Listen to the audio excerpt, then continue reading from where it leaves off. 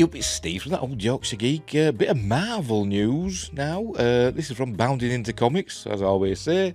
Could get a little spicy. I think this is from John F. Trent. Yes, it is. Right, Kevin Feige reveals Marvel will cut back on Disney Plus shows after no Marvel series cracked the top 15 streaming shows of 2022. So let's get that window up. There it is. As usual, link is in the description down there. And don't forget, like and subscribe, share the videos, drop a comment, hit the notification bell if you're subscribed. I'm also on Rumble. Do a exclusive show on Rumble every Wednesday. And I'm also on Anchor.fm, Spotify, and Amazon Podcasts, and Amazon Music Podcasts, and Google Podcasts.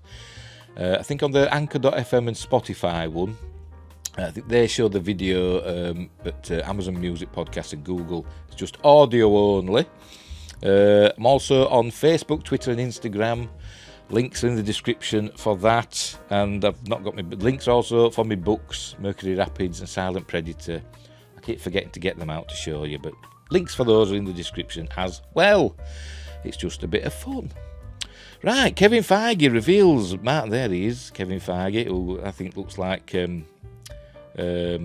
Mike Mercury from Supercar. I think he looks he's got that glassy-eyed look to him. He looks like a puppet. Somebody he's been operated, you know. I mean, they made that joke, didn't they, in She-Hulk, that he was an AI called Kevin, Kevin, you know, an acronym for something.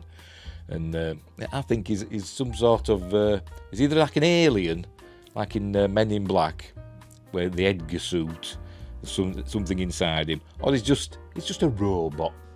That's what I think. That's why he's always wears baseball caps. If he takes that off, you could just see all circuits and stuff underneath his hat. A bit like me, look. Hey. Right, where were we? Well, excuse me hair. I've just been in the shower. Apologies if you can hear noise in the background. Hopefully the camera's not picking it up, but it's really windy. It's blowing down the chimney. You can hear all crackling and stuff, and bits of soot and stuff are falling down the chimney. Anyway, right. Kevin Feige reveals Marvel will cut back on Disney Plus shows after no Marvel series cracked the top 15 streaming shows of 2022. Marvel Studios boss Kevin Feige, or Feige, what did I used to say? Feige. Kevin Feige announced the company will be cutting back on Disney Plus shows following a disastrous 2022 that saw none of their shows crack the top 15 streaming shows. And there he is, again looking all glassy-eyed with another robot, Bob Iger, no idea who that is, in the middle. Alan Bergman, I'm sure he's famous. Nielsen revealed their top 15 streaming programmes of 2022 back in January, and only 3 Disney Plus programmes cracked the list: Encanto, Bluey and The Simpsons. What's Bluey? I've never heard of that. Anyway, there you go. Top 15 streaming programmes overall. It's mostly Netflix, which just shows that Netflix is still the big boy, innit? They've got a long way to go before they can topple Netflix.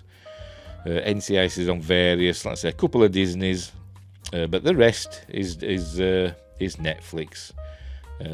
No Amazon, no Paramount Plus, no Peacock. What else is there? HBO Max, none of that. Just says they've a long way to go. When looking at Nielsen's, and by the way, there you go, Disney Plus Encanto, Disney Plus Bluey. What is it? I don't know, I've never heard of it. And The Simpsons, which is only a Disney Plus one because they bought Fox. They didn't make it. When looking at Nielsen's top 15 original streaming programmes, nothing from Disney Plus made the list, and that includes the Marvel Studios productions that released in 2022, Moon Knight, Ms. Marvel, I Am Groot, and She-Hulk Attorney at Law. Moon Knight, I did reviews of it, and, you know, I didn't hate it, but, you know, it wasn't that good. Ms. Marvel I quite enjoyed. I didn't think that were too bad. I Am Groot, Not bothered. And She-Hulk Eternate Law was just terrible, wasn't it? It was just terrible. Apart from the Madison episodes. Because I don't know. There was something about her. Maybe the cleavage. 2022 top 15 streaming programs originals, and there we go. Netflix, a couple of Prime Video ones. Got The Boys and Rings of Power just sneaking in at the bottom. 9.4 billion minutes viewed compared to Stranger Things, 52 billion minutes viewed. A long way behind. In a wide-ranging interview with Entertainment Weekly, Feige revealed the company would be cutting back on their Disney Plus programming. Feige said, "We want Marvel Studios and the MCU projects to really stand out and stand above, so people will see that as we get further into Phase 5 and 6... I wonder why they're calling it Phase 5 and 6. Why not just call it all Phase 5? That's probably because they're going to have an Avengers breaking them up, I suppose. The pace at which we're putting out the Disney Plus shows, but it's not the real Avengers, is it, from now, you know, unless they bring back Iron Man and Captain America. Anyway, the pace at which we're putting out the Disney Plus shows will change so they can each get a chance to shine. The trouble is, up to Phase 3, they did too good a job, didn't they, with it? With the characters and stuff, and after Endgame, nobody were interested, because it was just that was it. Endgame were a great finale, wasn't it? So, you know, nobody were interested in what came after. Anyway, where were we? Phase 5 and 6. The pace at which we're putting out the Disney shows will change so they can each get a chance to shine. When asked if he would be spacing them out or putting out fewer shows per year, he responded, both, I think. So, pardon me. So both, space them out and fewer shows. Later in the interview, he would reveal, I think when we are doing about 8 projects a year, and again, I said this is going to shift a little bit, sorry, excuse me. They all have to be different. They all have to stand apart and stand alone and be different from one another. There he is again with the obnoxious Victoria Alonso, and I've no idea who that is, Stephen Broussard. But she needs to go for a start. Sorry. There you go. You see, there you go. She needs to go because she's a poison pill at Marvel. She's like Kathleen Kennedy at Lucasfilm. An activist, that's what she is. And Hollywood needs to get rid of activists. And I'm sick of actors being called activists. Sorry, I'm going off on a bit of a tangent here. Calling themselves activists. I was watching Connor Trinier and Dominic Keating, who were in Star Trek Enterprise. They've got a YouTube show called The Shuttle Pod Show, which is really good. I really enjoy it. And one of the recent guests was Armin Shimmerman, who played Quark, the Ferengi in Deep Space Nine. And he's been in other things. He's been in Stargate and Buffy and loads of other stuff. And he was introduced as, you know, actor, musician, writer and activist, Armin Shimmerman. I thought, for God's sake, they've always got to be activists, haven't there? There's too many activists in Hollywood. Anyway, back to the show. On top of this, Feige indicates that their television shows will be more episodic rather than serialised going forward. He relayed, "We want to do shows that can only be shows. I want to continue to make them even more episodic, which may seem counterintuitive, but I do think there is something fun about leaning back and watching an episode that can be relatively self-contained." Yeah, so he's wanting like more procedural shows. Lost was an incredibly influential show because it was this serialised story, which was not seen in television much. Now it's been, how long? 20 years? Since then, almost everything has become like that, Feige stated. I think that's supposed to be stated, not tated. Although he's a bit of a tatey. Potato, as we say in Yorkshire, we call them taties. Oh, what do you call that in America, don't you? Tater tots. Anyway, whatever. So now, and I think you're seeing this not just with our shows, but with many other shows. So you're starting to see the fun of a self-contained, episodic story week to week. We're going to experiment with that in some of our upcoming things, he said.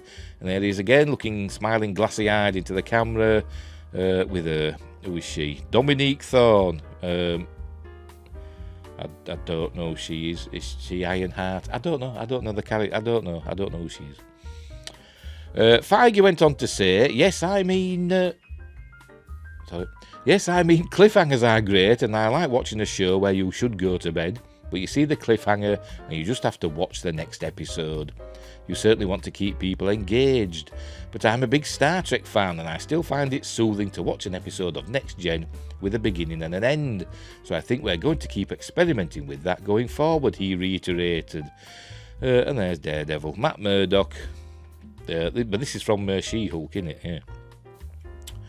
Because that's the chap that designs superhero costume, is the Edna Moog of She-Hulk.